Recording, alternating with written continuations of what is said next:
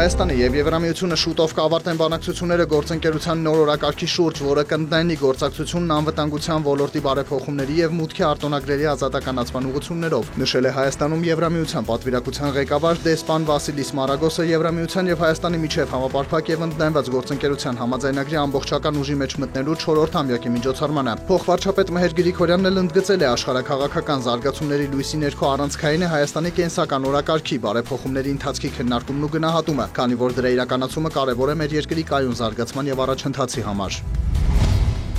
4 համայնքում հաջողությամբ փորձարկված մասնակցային բյուջետավորման ծրագիրն ընդլայնվում է այս տարի այն կիրագործվի 21 համայնքում, որի համար ընդհանուր հատկացվելու է 1 միլիարդ դրամ։ Տարածքային կառավարման եւ ենթակառուցվածքների ու ֆինանսների նախարարությունների մասնագետները համայնքներում ներկայացնում են ծրագիրն ու հորդորում ակտիվ մասնակցել համայնքային նշանակության հարցերի վերաբերյալ որոշումների կայացմանը։ Մասնակցային բյուջետավորման ծրագրով 2025-ին ամենաշատ գումարը նախատեսված է հատկացնել Գյումրի համայնքին 81 միլիոն 452 հազար դրամ, ամենակիչը Եղեգիսին 28 միլիոն 57 հազար դրամ։ Կառավարությունը կստանձնի գյուղատնտեսությունների ապահովագրության ռիսկերի մեղմման զգալի մասը կապահովագրվեն 13 տեսակի մշակաբույսեր՝ դեղց, կարտոֆիլ, սալոր, խնձոր, բալ, կեռաս, ձմերուկ, սեղ, ցորեն, գարի, վարսակ։ Եթե ծիրանն ու խաղողն անցած տարի չէին ապահովագրվել, այս տարի դրանք եւս այդ ցանկում են։ Նախկինում գործող 50-ից 60-ի փոխարեն այս տարի նախատեսվում է սուբսիդավորել ապահովագրավճարի 70-ից 80%-ը։ Եթե վնասաբերությունը գերազանցի ապահովագրական ընկերությունների հավաքագրած ապահովագրավճարի 200%-ը, ապա կառավարությունն այդ բեռը կվերցնի իր վրա։ Գյուղապահովագրական համակարգ ներդրման ծրագիրը փորձնական է եւ կառավարությունը մեխանիզմներ է մշակում ոլորտում համակարգային լուծումներ առաջարկելու ուղղությամբ։ Հիմա մենք աշխատում ենք կենտրոնական բանկի հետ վերահապահովագրող ընկերություն Հայաստանում ներգրավենք, ով շարունակի վերահապահովագրություն անել։ Նախորդ տարի ապահովագրական ընկերությունները 27 պայմանագրով հավաքել են շուրջ 21.9 միլիոն դրամ ապահովագրավճար, իսկ ապահովագրված այգիների եւ ցանքատարածությունների մակերեսը կազմել էր մոտ 247 հեկտար։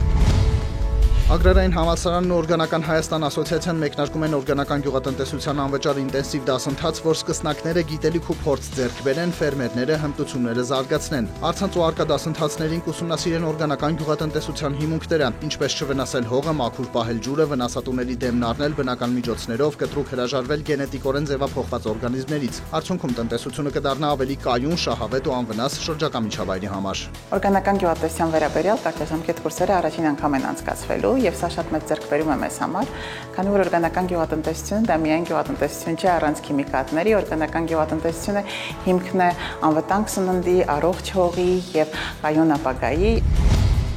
Լոնդոնի բորսայում Brent ապրանքանիշի մայիսի մատակարարումների ֆյուչերսների գինը նախորդ օրվա բորսաների փակման պահի ցուցանիշի համեմատ աճել է 0.3%-ով, կազմելով բարելի դիմաց $72.38։ Նյու Յորքի ապրանքային բորսայում WTI տեսակի նավթի մայիսի մատակարարումների ֆյուչերսային գինը նախորդ օրվա բորսաների փակման պահի ցուցանիշի համեմատ բարձրացել է 0.3%-ով, կազմելով բարելի դիմաց $68.35։ Ոսկու միջազգային գինն աճել է 0.2%-ով եւ 1 ունցիայի դիմաց կազմել $3053։ Բիտքոյնի արժեքը վերջին մեկ օրվա դրությամբ նվազել է 0.1%-ով եւ կազմել մեկ հատի համար $84184։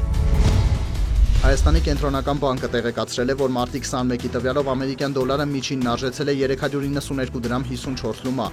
Եվրոպական արժույթի գինը կազմել է 425 դրամ 47 լումա։